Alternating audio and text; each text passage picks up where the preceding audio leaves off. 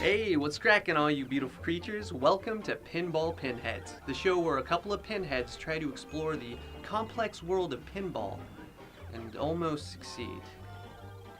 I'm Carl Asami, And I'm Max Cal. and today we're going back in time to the groovy 70s.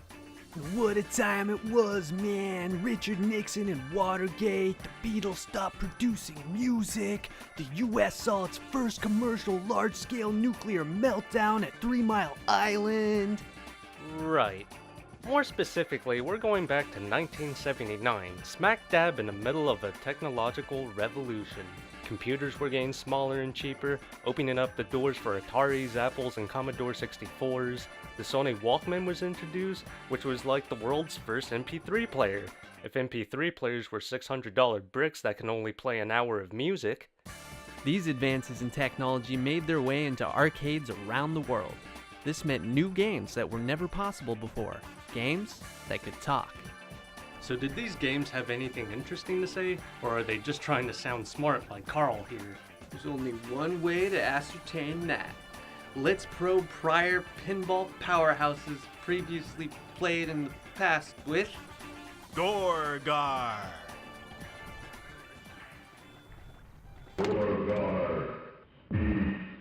Gorgar was released by Williams Entertainment in December of 1979. It was the third pinball table designed by Barry Arsler. Barry Arsler grew up in Pinball Mecca, also known as Chicago, Illinois. He landed a factory job with Williams right out of high school in May of 1970.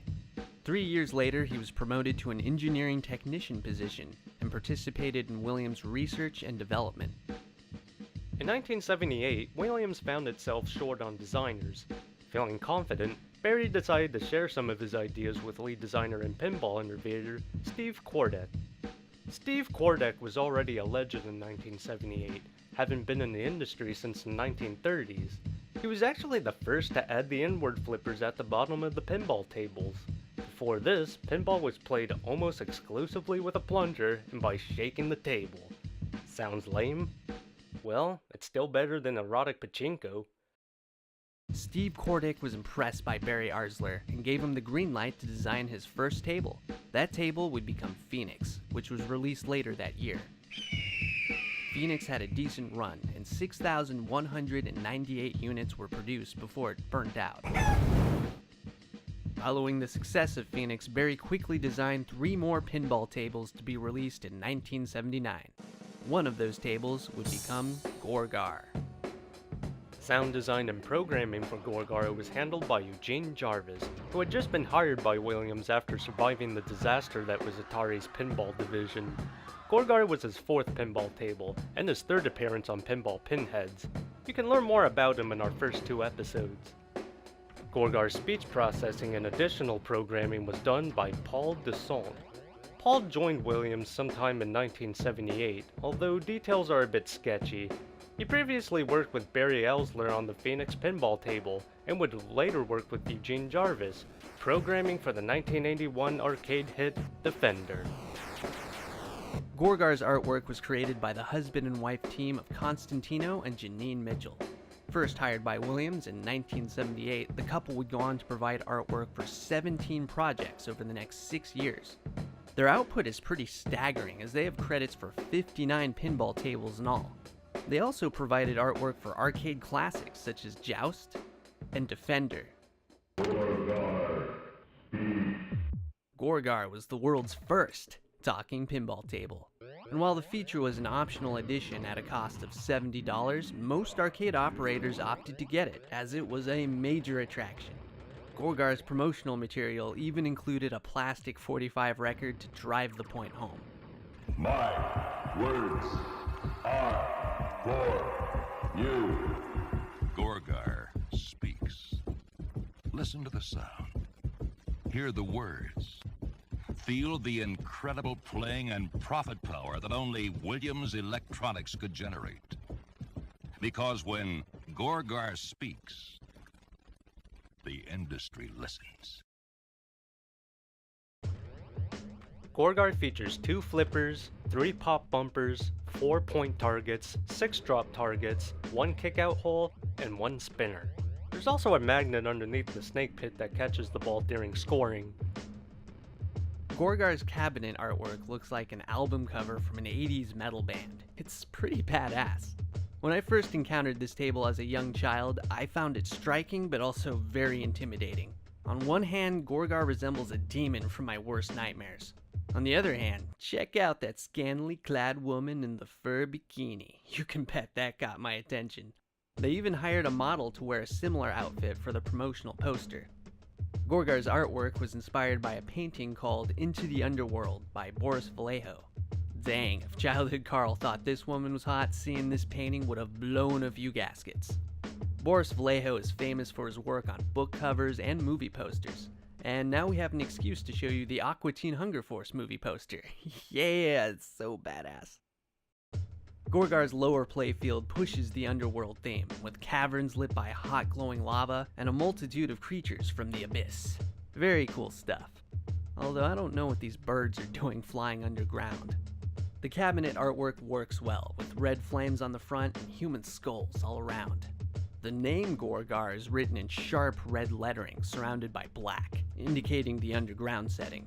Gorgar himself gazes forth, his white highlights piercing the shadows from the dark corners of the arcade. Overall, awesome eye-catching fantasy artwork, even if it is a bit cliché. We love it. Despite the limitations of 70s hardware, Gorgar manages to have a smart and memorable sound design. Imagine walking into an arcade in 1979, and through the bleeps and bloops, you all of a sudden hear a pinball table actually talking to you? Of course you would check it out! Gorgar has a vocabulary of 7 words.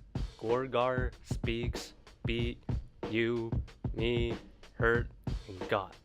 With these few words, Gorgar is able to spout out simple phrases such as me, got, you, or Gorgar speaks. This is a case of where working with the hardware limitations actually give Gorgar a better identity. The primitive speech pattern sort of builds Gorgar's character, like he's a caveman brute trying to communicate, or Carl before a morning cup of coffee. Gorgar was released before music was an integral part of arcade games. It gets around the lack of music by playing a heartbeat during the gameplay. The longer you have the ball in play, the faster the heartbeat gets. A simple but practical way to build anxiety and tension. The rest of the sound design is very familiar, as lots of these sounds will later be reused in other Williams games, such as Firepower and Defender. While this was pretty leading edge stuff for 1979, these sounds are pretty run-of-the-mill these days. That's not to say that they're bad. Basic noise waves are used to imitate explosions, and when intermixed with the heartbeat and Gorgar's speech, it feels like you're attacking evil with your balls of steel.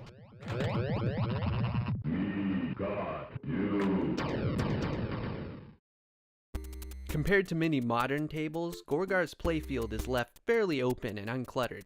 However, it still requires a good deal of strategy. Here's a rundown of the basics. The ABC rollovers at the top provide 1,000 points each. Lighting all 3 raises your point multiplier. The A rollover can be a bit tricky, and often requires a tilt to hit consistently. There are 2 trios of drop targets which spell Gor and Gar. Spelling Gor raises the point value of the snake pit up here. A good strategy is to raise the value up to 30,000 points, and then targeting the snake pit as much as possible. If the point value reaches 50,000 points, the snake pit resets back to 0 upon point collection. Spelling Gar lights up one of the 3 bumpers. Unlit bumpers are worth 100 points, while lit bumpers are worth 1,000. Spelling Gor and Gar advances the point value of the left kickout hole.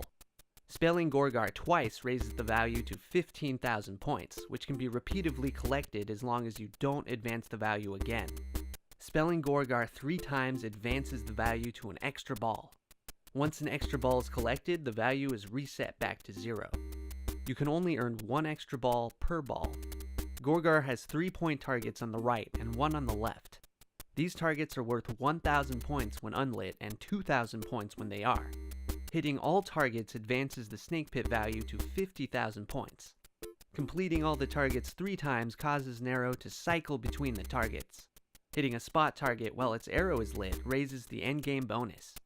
You can also raise the end bonus with the left and right rollovers, and by hitting the kickout hole. Gorgar doesn't play nice with newcomers. He's a formidable foe with hungry outlanes. Because of this, it's best to ignore point targets and instead focus on the drop targets and rollovers. Hitting the center drop targets with the right flipper is relatively safe and often ricochets the ball into the other drop targets and pop bumpers. The spinner and top rollovers are wide open to the left flipper, but watch out as the ball returns. The unpredictable physics can send the ball right into the outlanes, so be on guard to tilt fast and tilt often. Achieving high scores in Gorgar requires quick reflexes and proficient tilting. If you're not into tilting pinball tables, Gorgar probably isn't for you.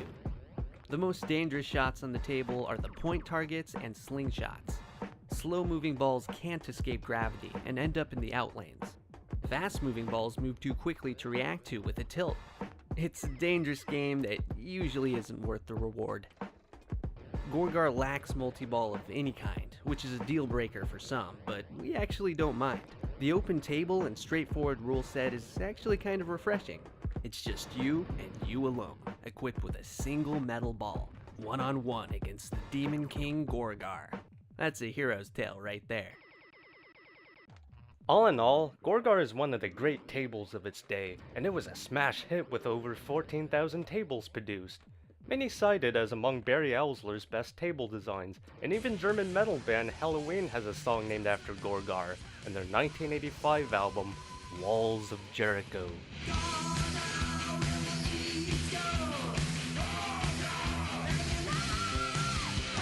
Gorgar can seem archaic and bare bones when compared to more modern machines, but that doesn't mean it's not worth your time.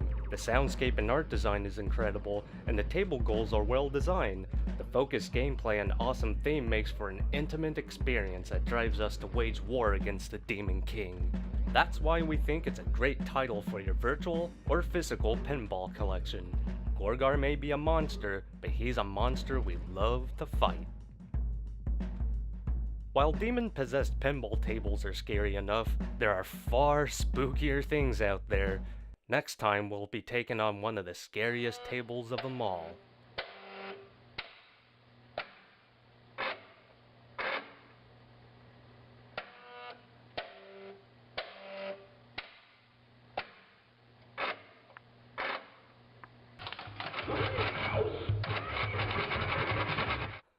Rudy is watching you at the fun house. Thank you for watching. We hope you enjoyed the video. Twin Opinion cares about your opinion, and your participation keeps us alive. So share your comments, hit that like button, and subscribe to the channel. You can also find Twin Opinion on Facebook or visit our website at asamiarrow.com.